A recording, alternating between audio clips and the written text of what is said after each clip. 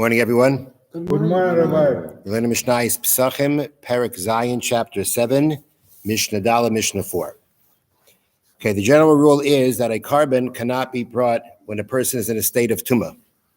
However, in the event that most of the Jewish people or all of the Kohanim become tamei from a corpse, from a dead body, an exception is made, and the carbon Pesach, as well as many of the other Kabbanis Tzibur, communal sacrifices, are brought. And that's going to be the discussion about this Mishnah. Now, we know if a person is personally impure, and they couldn't bring the carbon Pesach, they have Pesach Sheni to bring the carbon Pesach. But here we're talking about where either the majority of the Jewish people or all the Kohanim become Tamei, then we say the carbon Pesach can be brought, and there are other communal sacrifices that can also be brought. But the discussion is going to be that, plus the distinction that we find between carbon Pesach and other sacrifices that are brought in a state of tumah, in a state of impurity. Chamisha devarim bayin b'tumah. There are 5 things that come, meaning 5 sacrifices that can be brought while being tamei. However, they cannot be eaten in a state of impurity. Now, the 5 things being mentioned are Kabbanis Tzibur, communal sacrifices that are eaten. Typically, communal sacrifices, or many of them, are not eaten. There are 5 of them that are eaten. And the point here is, as the Mishnah says, Bayin B'tumah, they can be brought, they can be offered, even though, you're Tamei, and the Kohanim are Tamei. They can be brought, but they cannot be eaten. And what are those 5 things? Ha'omer, the Omer offering. The Omer was brought from Omer is a measure of barley. It was a mincha, was a meal offering brought on the 2nd day of Pesach, which allowed the new crop of the year to be eaten. That Omer can be brought if, let's say again, if the people become tamei, if the Kohanim become tamei, it can be brought even though people are in a state of tumah. Ushtei alechem. The shtei alechem are the 2 loaves of bread made from wheat that were brought on Shavuos, along with 2 sheep as shlamim offerings, as peace offerings, and several other offerings. Now, these loaves were not brought on the Mizbeach, on the altar, but were waved together with the sheep and were then eaten by the Kohanim. If these 2 breads, if now we're talking about the people are in a state of tumah, the 2 breads are going to be waved, but they're not going to be eaten. That's the second example. The lechem apanim. Lechem apanim, the panim bread, the breads that were on the shulchan, on the table in the Beis Hamikdash. You had in the temple there was the table. Upon the table there were 12 loaves of bread, plus a spoonful of levana. Levana is translated as frankincense. And basically on Shabbos, the fresh ones were put on the table. When the next Shabbos comes, the new fresh 12, there were 12 loaves, 12 lechem apanim. The fresh ones were now placed on the table. The old ones were taken off and were eaten by the Kohanim. The old levona was offered on the altar, and then new levona was put on.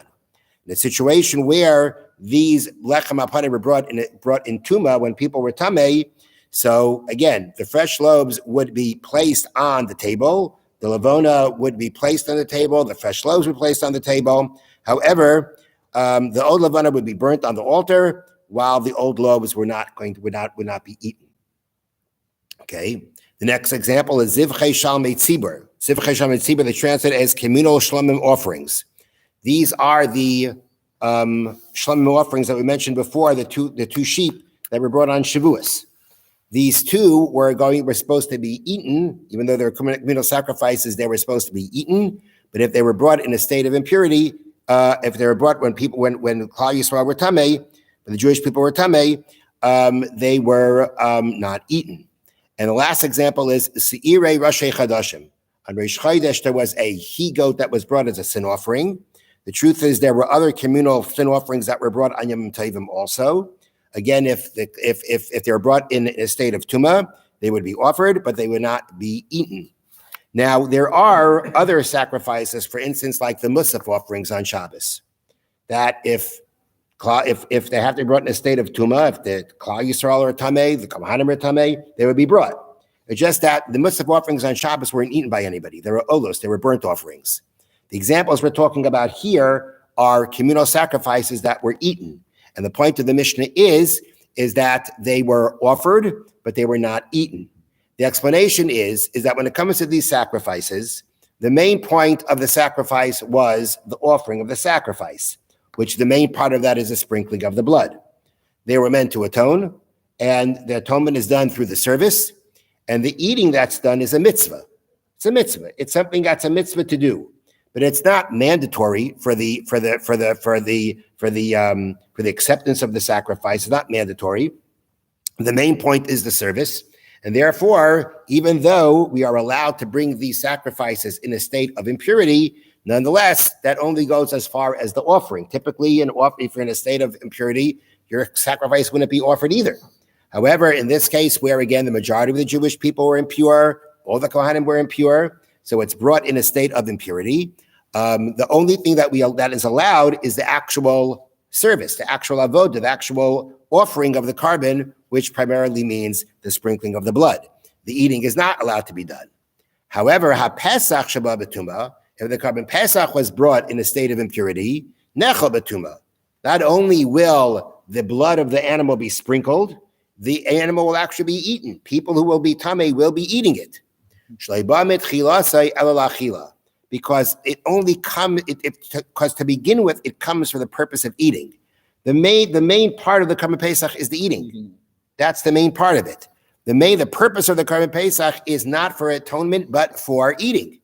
And if that's the main point of the carbon, and we say that carbon can be offered in a state of impurity, in this case, it includes even the eating, because the eating is not just a mitzvah to do, meaning the main thing is the offering, and it's also a mitzvah to eat the meat. Rather, eating is the main mitzvah. And if that's the main mitzvah, and we say you're allowed to bring in a state of tumah, that means that even the eating, not just the offering, but even the eating can be done in a state of impurity. So the people can actually be tamei, and they will be partaking from the Karban Pesach. Because once we have our source to learn that a Karban Pesach can be brought in a state of impurity, it's understood that it includes eating, because eating is the main part of the offering of the Karban Pesach. Have a wonderful day, a wonderful Shabbos. But you had to wait till Thank you very much. That's if an individual